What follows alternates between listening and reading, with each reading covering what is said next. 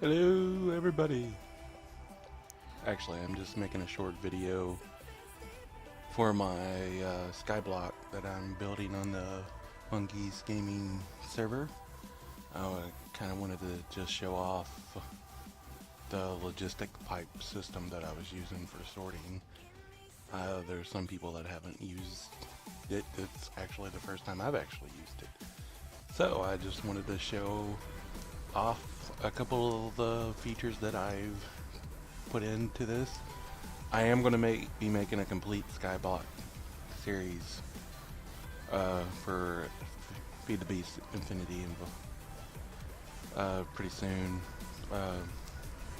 Probably after I get done with this. I was planning on doing it with this one, but I got caught up babysitting my niece and some other stuff. So yeah, let's get started to the video. So, pretty much the whole start of this system starts with my little processing center here. I got my cobble gin fitting into these two chests. One just making gravel, and then Mr. Splat here is seeding all that stuff for us. So, great job, Splat. And if you feed them, let me get some food. Something, carrots. We'll get them carrots.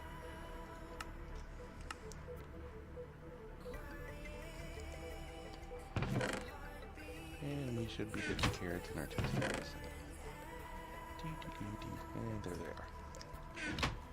So, if we feed Mr. Splat here, if you see at the top, it says Speed Boost 3.0. It actually gives them a little speed boost and makes them go faster. Different food has different effects, which, funny enough, zombie flesh has the same speed boost as carrots, but doesn't last as long. Okay, the other system I got over here is pretty much turning everything into dust, which I'm over here seeding this one. Don't I look badass in there? And I'll feed myself.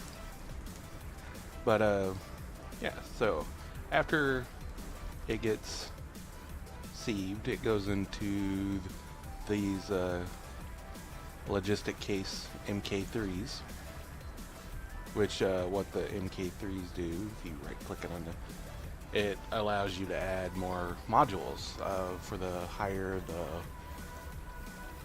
pipe system you're using.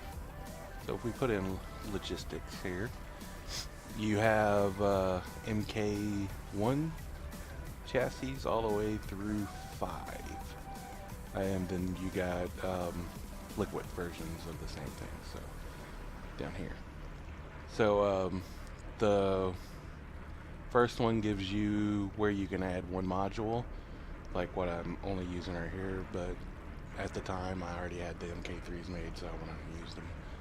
I plan on using them for something else later too. So if you use the MK2, it can hold 2 of these little modules. 3 like we got, you can hold up to 3. The MK4s can hold up to 4, and then if you use the MK5, it actually can do 8. So they feed down to the basement.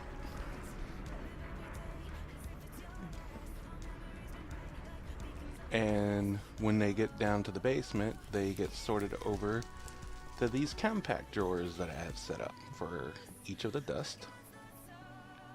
Or they go over to my main sorting system over on the other side, which I'll show off in a minute.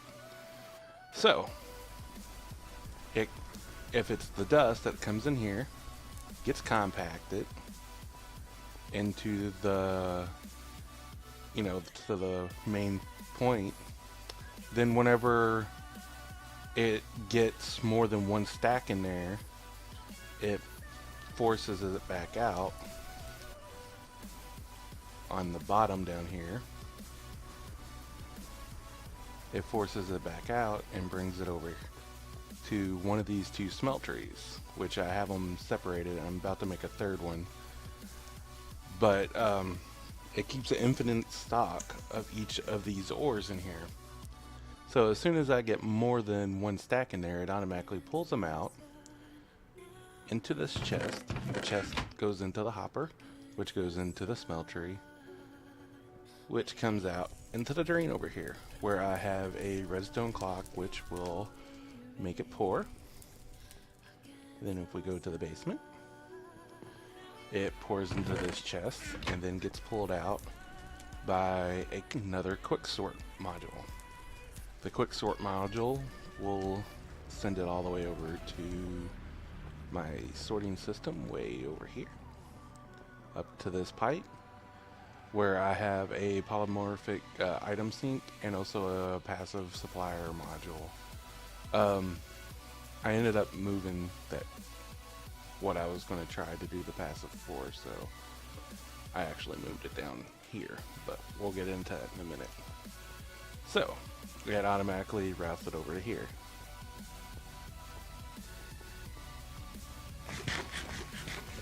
Okay, and I'll take you up there and show you what that looks like. Also, if it's redstone dust or something else that can drop out, like bone meal or something, it automatically just comes over and goes into this controller, which fills up all of these drawers. So after it gets processed, I have them in these compacting drawers, and I've upgraded them so that whenever I'm not online, the auto system doesn't get backed up and throw everything down. So you got, your lapis, redstone, which I don't know why there's lapis right there. It should be over here. I'm going to have to move that. I got lapis, redstone, steel, gold, all that in these compacting drawers. So the reason why I like this system, pretty much, is you can use this requesting pipe wherever you are. And it pulls up a system that looks like, your standard, AE2 system without the crafting table, which there is a upgrade that I can do for that later to make that show, which I'm going to go down to the basement because most of the logistics is downstairs, and I got another one of these pipes set down here. So say I'm on, down here, and my sorting system's upstairs. I would have to run all the way upstairs, get something, come back. So that's where this comes in handy. You have to hit it with a wrench too. If you hit it with your hand, it does nothing. So yeah, so you take your crescent hammer wrench or any wrench, and you can look at it. You can sort it by size, whatever. But the reason I use the compacting drawers for the ores with this system, and it also works the same way with AE2 if you put expert buses on them, is so if you look here, you got the nuggets, you got your iron nuggets, then you got your iron ingots, and then you got your iron blocks. And whatever, depending on what you want, you can just click on it, request it, and you'll get that number. So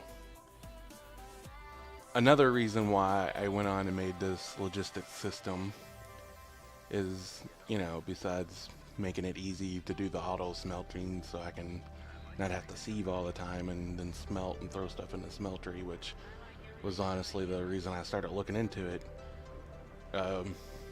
was because you can also autocraft. So if you come over here, which it takes up a lot of room, like I barely have any auto crafting going on right now. Pretty much you make these logistic crafting tables and you're crafting logistic pipes.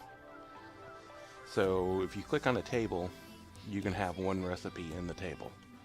Then whenever you click on the pipe, hit import, and then it'll show, what it'll make and what it needs to input. And pretty much that's how every one of these is set up. It's just one item, and then the pipes for it is, which I got some basic things that was just annoying, and then I got some more complex things that takes a lot of steps, and then I got, you know, the small things that require. So I have several different systems working together right now. So if you use, as you look over here, I got furnaces, pulverizer, which I don't have that one quite hooked up yet because I haven't got that far in the process. I got my inductor smelter, alloy smelter, my rock pulverizer, and my carpenter all hooked up to the logistic pipes. That's pretty much because you can use, if you look here, I have a Mark IV, which I'm going to end up upgrading to with different recipes that it can craft to make like hardened glass here for the alloy smelter. Right here you got the luminate ignite for the, and the way this works is it'll pull it out. Both of these feed into this chest, but these satellite pipes will feed into the items itself.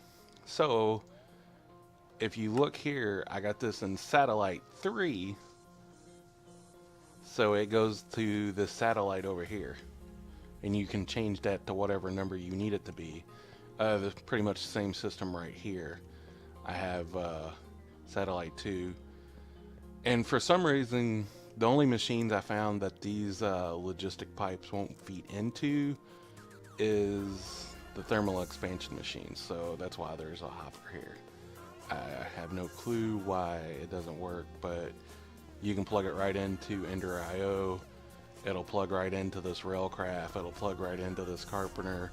It'll also plug, because I have it in the bottom over here of right here of the IC2 machines that make the plates and the compressor and the rolling machine. I can't think of the name of it. Let's see. The metal former and the compressor. It'll actually hook in directly into these two. I also have the sawmill up here. At first I had it up here because of my tree farm, but yeah, I just left it up here, and since I had these hooked up right here, and pretty much had the same setup as I had down there for this. The only difference is you can also put the Mark V straight onto that, and then put this as a Mark I chassis and just put a quick sort in it, and it works the same way. So that's two different ways you can set that up if you need to. Also, to give myself like, hey, I got a bin here. If I don't use everything that I request, I put it in this chest. It goes back to the sorting system. Okay, back on the logistics tour. Down here. So, let's request something that needs auto crafting. Oh yeah, I forgot this part over here. So, this is my laser table. Anybody playing the Skyblock and Bob, which I'm kind of running low on power right now because of the way I'm starting to get this implemented right before I did the video. So if you look in here, you see that it's making 3 of the gold chipset. Well, the reason it's doing that, is you look at here, there's a supplier logistic pipe.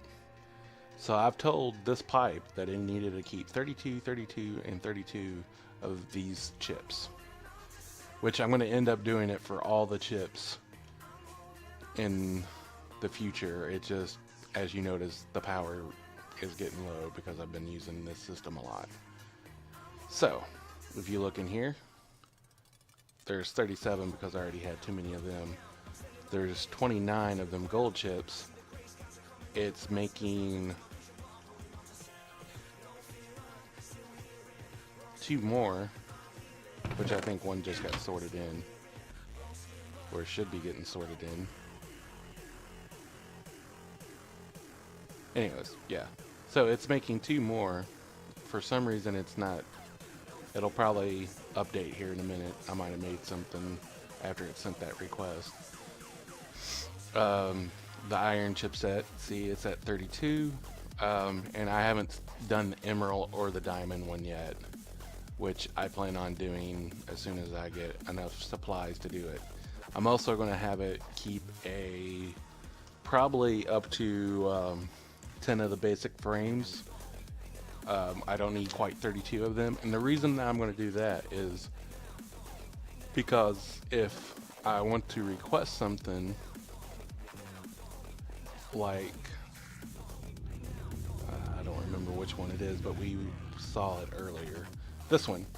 If I want to request something in the AutoCraft and it requires a gold chipset, I won't have to wait while it crafts in the laser. It'll go on and pull one out, bring it over here, autograph it, and then the supply pipe will just go, oh, I need another one, and craft it and put it back into the my little secondary storage system here.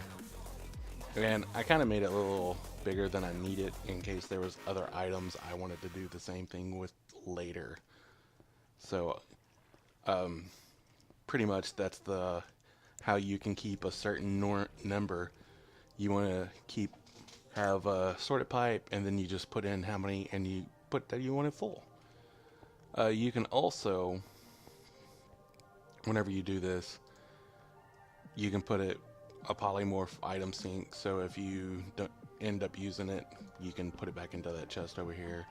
And also have a provider, which what the provider pipe does, which there's one on the back of this one and where my food is, it pretty much lets you look at it whenever you're using a requesting pipe. So that's the reason why we're able to see this, is because there's a provider on it. So because the provider's there, I can see the item, iron, the gold chips, and all that. So if we look here, so these things that have 0 here are like items that I've set up to AutoCraft right now. Some of them, like this and this, was, you know, just so I could do, you know, your sticks here was just so I could do, you know, more complex things later on. So I'm going to require it to make something that'll make it take a lot of steps. Let's see.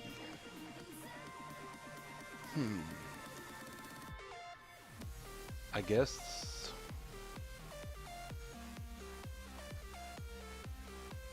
let's try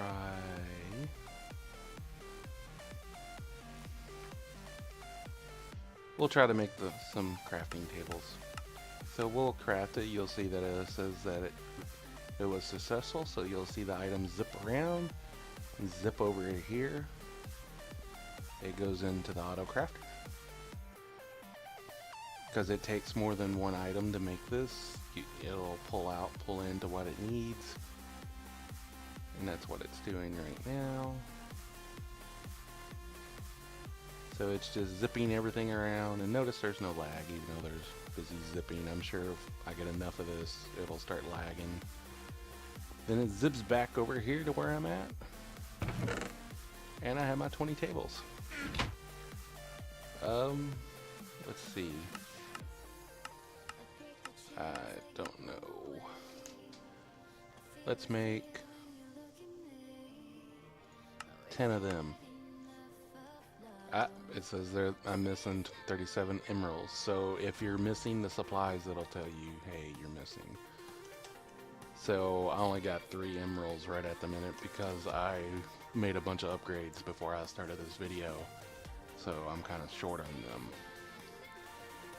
Also, the reason why I used the compaction drawer for the redstone and the lapis is because it breaks them down to the blocks and nuggets and shards, just like the ores, so it makes it easier for auto crafting later.